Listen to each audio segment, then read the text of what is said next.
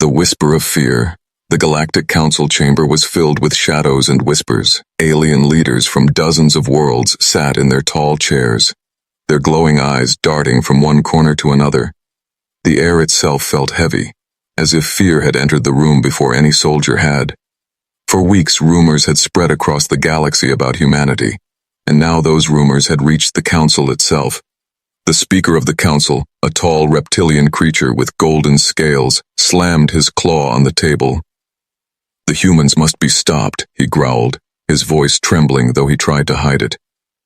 "They have already unleashed something dangerous, their special forces, and if the stories are true, even their ordinary army is terrifying." At the mention of humans, silence fell across the chamber.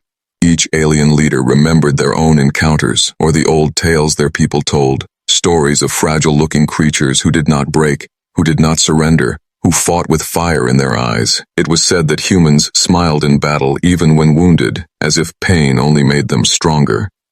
A small insectoid diplomat shifted nervously, his thin wings buzzing. He whispered to his neighbor, "But they are only one species, not a great empire like us. How can they spread such fear?" The neighbor, a tall, aquatic being with dark blue skin, leaned closer. "You do not understand. It is not their numbers, it is not their weapons, it is their spirit, their madness to fight when all logic says they should fall." A door opened, and a scout entered the chamber, his armor scarred and smoking from recent battle. Every eye turned toward him. The silence grew deeper. The scout bowed and spoke in a shaking voice. "My lords, I bring word from the front lines. We thought we had faced their special forces, but we were wrong. Those were only common soldiers." Gasps echoed through the chamber. The reptilian speaker narrowed his eyes, his tail lashing against the floor. "Explain yourself," he demanded. The scout's mandibles clattered as he tried to control his fear. "We deployed 3 fleets, supported by elite strike units. The humans did not send their special forces, they sent what they called regular troops. Yet our fleets were torn apart, our elites crushed. They fought with fury that defied reason." Murmurs spread like fire across the chamber. An avian elder shook his feathered head. "If this is the strength of their regular troops, then what of their special forces?" No one answered, because no one dared to imagine. The speaker leaned forward, his golden eyes glowing. "Describe them," he ordered. The scout closed his eyes as if the memories were carved too deep. "They do not fight like us. They do not care for perfect formations or flawless maneuvers. They adapt in every second. When we strike one, 2 more appear. When we think they fall, they rise again. Their bodies bleed, but they move faster. Their pain becomes their weapon." A thin elder with crystal skin raised her trembling hands. "It is said they are born on a world of storms, of fire, of hunger. Perhaps the universe forged them to survive anything." Others nodded, unable to argue. Humanity's homeworld, Earth, was already a legend, a place where predators hunted even in the shadows, a place where weakness meant death. The speaker struck the table again, but this time his voice was softer. "We have always feared their special forces, tales of silent warriors that could end wars overnight, but now we learn that even their common soldiers are nightmares." He paused, looking around the chamber where every alien avoided his gaze. "If this is true, then our armies are nothing but prey." One brave leader, a broad-shouldered warrior from the volcanic worlds, stood tall. "We cannot surrender. Not yet. We must find a way to resist them." But even his voice shook because deep inside he knew the truth. The Council had faced countless threats before, but never a species like this, never a species that turned weakness into strength, fear into courage, and death into victory. The scout fell to his knees, his voice breaking. "My lords, I watched our soldiers run. I saw veterans throw down their weapons when they heard the humans shouting. I saw machines fail not because of damage, but because the operators refused to face them any longer." His words left the chamber colder than ice, because if soldiers of entire fleets broke before ordinary humans, then the galaxy itself had no defense. The speaker looked at the Council one final time, his claws dug into the table, carving deep scars into the metal. If even their common army is terrifying, then may the stars protect us if they ever unleash their special forces. The chamber fell silent.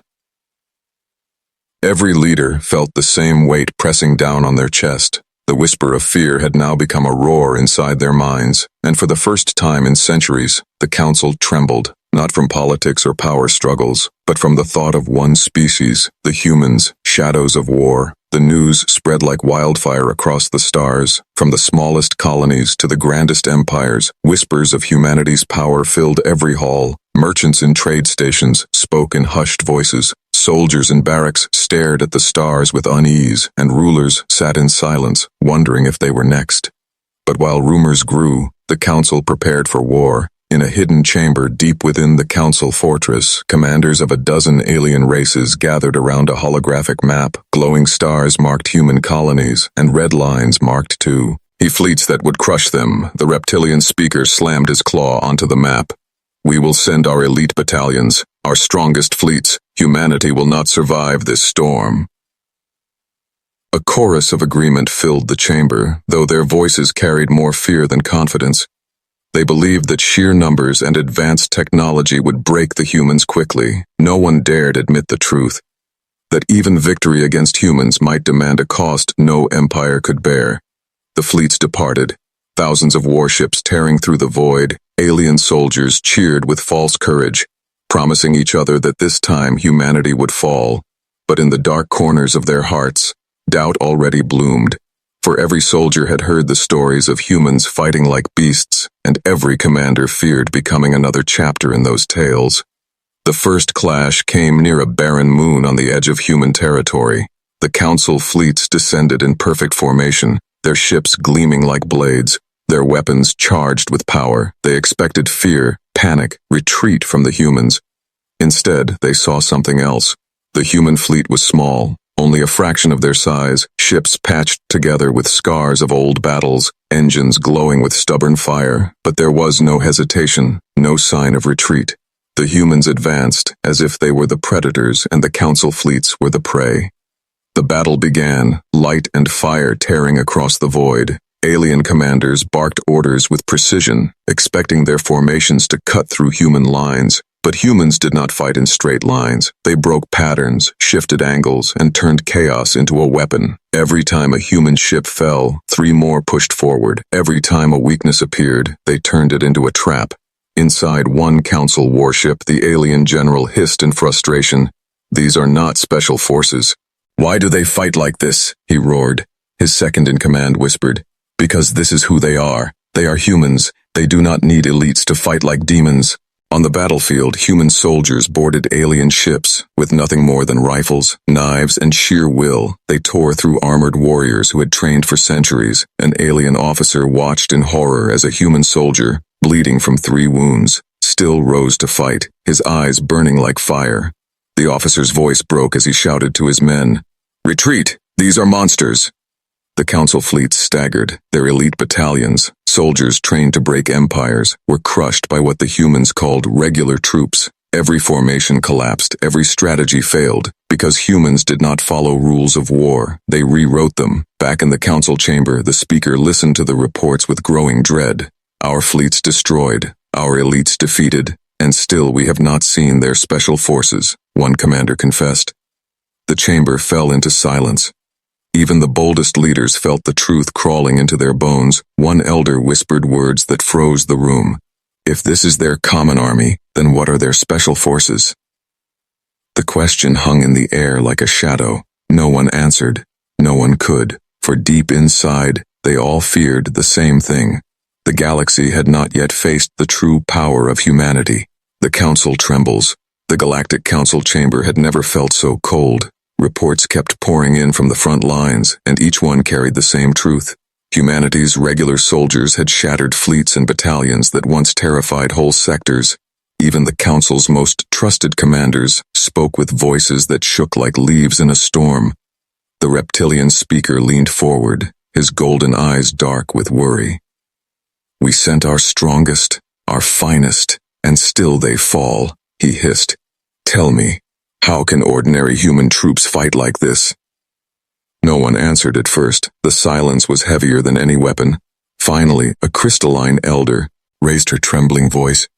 It is not their weapons, nor their numbers. It is something deeper, something we cannot measure.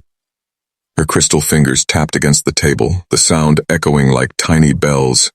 They fight as if war is not duty, but destiny.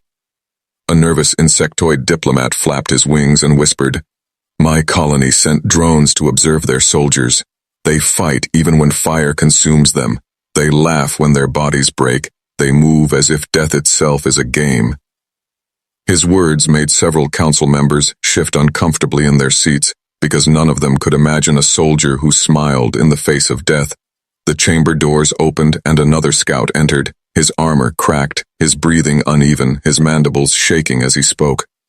"My lords, they are advancing without pause. They do not wait. They do not retreat. They come like storms." He dropped to his knees, his voice breaking. "We thought their special forces were the nightmare, but no, these are the ordinary ones." Gasps echoed, and fear spread across the chamber like poison. An avian elder flapped her wings in panic, feathers scattering into the air. If their common army is this unstoppable, what happens when they send their true elites? The chamber fell silent again because the question itself was too heavy to answer. The speaker slammed his claw on the table, his anger masking his fear. "We cannot allow panic. We are the council, the rulers of the stars. Humanity must not break us." But his words carried no weight because even he avoided his own reflection in the polished metal of the table. He too had felt the fear, deep and undeniable. One general, broad and scarred from centuries of war, spoke with bitterness. "We underestimated them. We thought their special forces were their only strength, but their entire species is forged for battle." His words struck the chamber like thunder, for in that moment the truth could not be denied. Another elder whispered softly, her voice almost lost. "I have seen their eyes. Humans look at war not as burden but as challenge. They carry something we do not. A madness, a will, a hunger." Her words left many in silence, their alien minds unable to understand such a drive. How could a species find strength in suffering? How could pain fuel power? A younger counselor tried to argue, his voice desperate. "Perhaps we face only a fraction of their kind. Perhaps the rest are weaker." But the crystalline elder cut him off sharply. "No, every human carries the same fire, whether soldier or farmer, whether leader or worker. Their spirit does not change." The speaker's claws scratched against the table, his scales rattling as he fought to hide his dread. He wanted to speak of strategies, of plans, of weapons, but no words came because deep inside he already knew the galaxy had no weapon against a species that refused to break. A silence stretched, long and heavy. Finally, an old avian elder whispered the words that no one wanted to hear. "If we cannot break their common army, then we cannot survive their special forces." The chamber grew colder still. Every council member felt the same chill crawling through their bones. They had once feared humanity's hidden elites, but now they trembled before the ordinary. And if the ordinary could do this, then the galaxy itself was doomed when the true monsters arrived. The secret of humanity. The council chamber grew restless. Fear had turned into whispers, and whispers turned into schemes. If humanity's common army was already unstoppable, then perhaps outside help was the only path. The speaker raised his clawed hand and declared, "We will not face them alone. We will hire the galaxy's deadliest mercenaries." Dozens of alien races nodded quickly, desperate for any solution. The mercenaries were legends, warriors from Forbid. Den worlds, assassins trained in blood and silence, fleets that answered only to gold. Surely, they thought, these killers would succeed where the council's soldiers had failed. The contracts were signed in secret, treasures exchanged, promises made, and soon the galaxy's most feared fighters sailed toward human space. They laughed at the warnings. "These humans are just fragile apes," one reptilian mercenary boasted. "They bleed easily, they break easily. We will crush them and collect our gold." Another, a massive insectoid hunter, tapped his claws against the steel table and hissed, "I will wear a human skull as a trophy." But when the mercenary fleets reached the battlefield, they did not find prey. They found hunters waiting. Human ships emerged from the void like ghosts, their hulls scarred but unbroken. their weapons blazing with raw defiance. The mercenaries struck with fury, firing everything they had. But the humans answered with something far greater. They answered with unpredictability. Where mercenaries fought for money, humans fought for survival, for home, for each other. Every human soldier stood like iron. When one fell, another took his place. When two ships were destroyed, a third rammed itself into the enemy, tearing through fire to claim victory. Inside one alien ship, a mercenary commander watched in horror. "These are not soldiers. These are storms wearing flesh," he whispered. His crew stared at him with wide eyes, realizing their pay meant nothing if their lives ended here. And one by one, ships that had once sworn loyalty to gold began to break and flee. But humans gave them no mercy. A captured mercenary, chained and trembling, was dragged before the council. His body was battered, his voice broken, but his words froze every leader. "You fools. You thought their special forces were your doom. You thought only their elites carried death. But no, even their common army is death itself." He coughed, blood glistening on his mandibles. "And if this is what ordinary humans can do, then their special forces must be nightmares born from the void." The chamber erupted in chaos. Some leaders screamed for surrender, others demanded more fleets, more weapons, more sacrifices. But beneath all the shouting, a terrible truth was clear. Nothing in the galaxy could match the humans, not mercenaries, not numbers, not technology, not even the council itself. The speaker tried to silence the chamber, his voice booming across the hall. "Calm yourselves. We are the council. We cannot fall to one species." But the words rang hollow, for every eye in the chamber had seen the captured mercenaries' terror, and if a killer who had never feared death shook in fear of humans, then what chance did the council have? As silence fell again, an elder whispered, "We thought their power was in their weapons, but now we see the truth."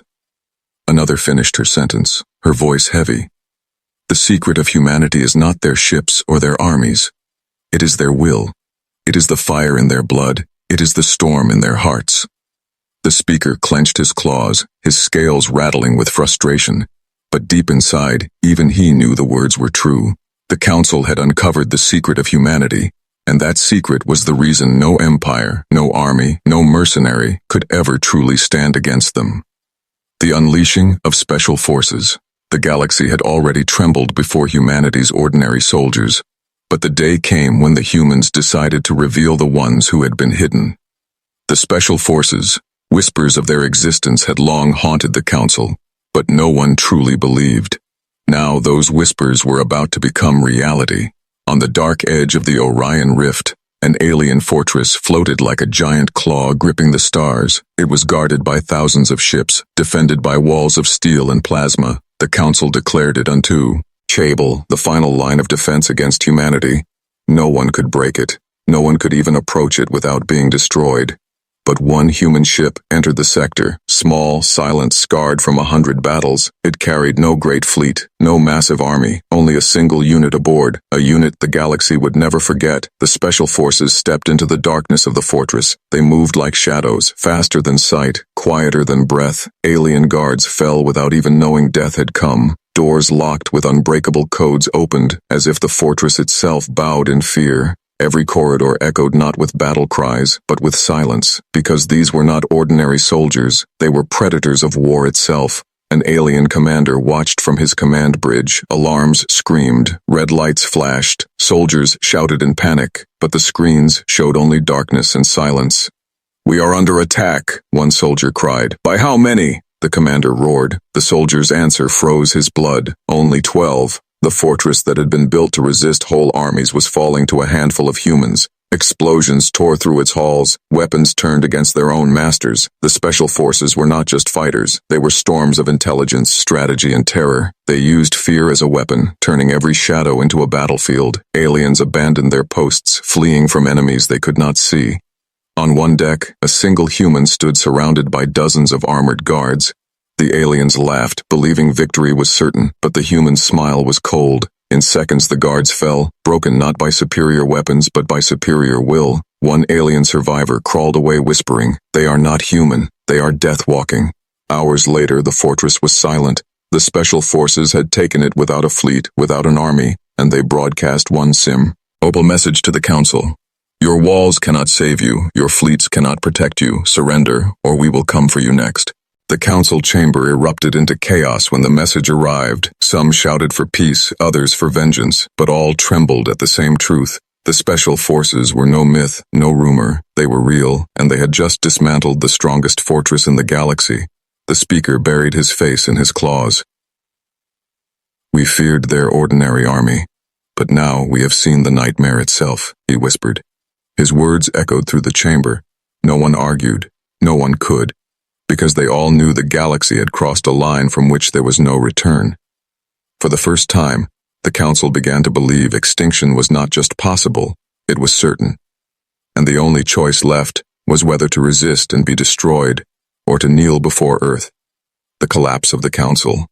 The council chamber was no longer a place of order. It had become a hall of panic, a cage filled with trembling rulers. The message from humanity's special forces still echoed in the air. Your walls cannot save you. Your fleets cannot protect you. Surrender, or we will come for you next. Leaders who once stood proud now shouted over one another. Some demanded peace at any cost. Others screamed for more fleets, more weapons, more desperate plans. But the truth weighed heavier than their words. No fleet had survived, no fortress had stood, no mercenary had prevailed. Across the galaxy, fear spread faster than fire. On distant worlds, soldiers refused to march into battle. Entire populations whispered, "The humans are coming." Riots broke out, not against humanity, but against their own rulers. Civilians demanded surrender, demanded survival, demanded that their leaders not provoke Earth again. The speaker slammed his claws on the table. We are the council. We rule the stars. We cannot bow to one world, he roared. But even his voice cracked with doubt, because deep in his golden eyes, he saw the same film. Reflected back at him from every corner of the chamber. One avian elder cried out, her feathers falling as she trembled. My fleets are gone. My worlds burn. My people are starving. How many more must die before you admit the truth? Another leader, broad and volcanic, pounded his fist. We cannot surrender, not while we still breathe. But his words were hollow, for even he knew that breathing meant nothing when humans decided to strike. News poured in from the front, alien garrisons abandoning their posts, entire sectors refusing to obey the council's orders. Fear had turned to rebellion. The council's power was not being stolen by humanity. It was being shattered by their own people's terror. A crystalline elder whispered, her voice thin and breaking. We thought unity made us strong, but fear of humanity has broken us from within. Her crystal skin glowed faintly as she lowered her head. They have not just destroyed our armies, they have destroyed our will. In one last desperate attempt, the speaker sent envoys to distant empires, pleading for allies, for reinforcements, for any who would resist humanity, but the replies came back the same. No, we will not fight them. We will not invite death upon ourselves. Even those who once admired the council now turned their backs, because no one wanted to stand against Earth. Inside the chamber, silence fell again, not the silence of control, but the silence of despair, for the rulers of the stars had realized they no longer ruled. The galaxy itself was bowing, not to them, but to humanity. The speaker lowered his claws, his body shaking. He had ruled for centuries, feared by millions, but now he was nothing more than prey. His voice was small when he finally spoke. If we resist, we die. If we surrender, we live. But in fear, forever. The chamber did not answer, because every leader already knew the collapse of the council was not coming tomorrow. It was already here. The legacy of fear. The war ended not with a final battle, but with silence. The council, once proud rulers of the stars, bent their heads in surrender. Their fleets lay in ruins. Their fortresses empty, their unity shattered, and before them stood humanity, not demanding treasure, not demanding thrones, but demanding respect. The humans did not destroy the council. They could have, but they chose not to. Instead, they left them broken but alive, a reminder that survival itself was a mercy granted by Earth. Across the galaxy, whispers turned into legends. Parents warned their children, never provoke a human. Soldiers told stories in hushed voices of battles where men and women fought with blood-soaked smiles, and traders carved symbols of Earth onto their ships, hoping the mark would bring protection instead of wrath. In schools far away, alien teachers spoke of humans as a warning. They bleed, but do not break. They suffer, but do not surrender. Remember this, for history has shown us their power. Even the young grew up fearing the name. Because fear of humanity was now part of the galaxy's culture, the Council tried to rebuild, but it was no longer the same. Every meeting was filled with caution, every law written with Earth in mind. Whenever they debated war, one voice always silenced the rest. What if the humans hear of this? And that question killed every ambition, every plan, every dream of conquest. The special forces became myths, stories of 12 soldiers who took fortresses, of shadows that walked like death itself. But even greater than the myths of the special forces were the tales of the ordinary army, common men and women who fought with such will that even nightmares feared them. And in those stories, the galaxy realized the truth. Humanity's true weapon was not technology, not strategy, but spirit. On Earth, life continued.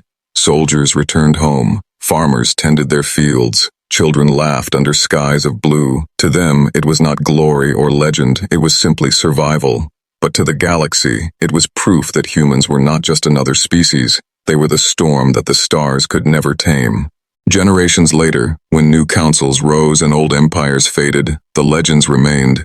In the darkest corners of space, smugglers whispered about humans with trembling voices. On battlefields, commanders hesitated before issuing orders against them, and on distant worlds, ancient recordings of the war were played as warnings. Do not challenge Earth, do not wake the fire, do not forget. The Council never forgot. Their records closed with one haunting line, carved into the archives for eternity. Even their common army was terrifying. So what hope did we ever have?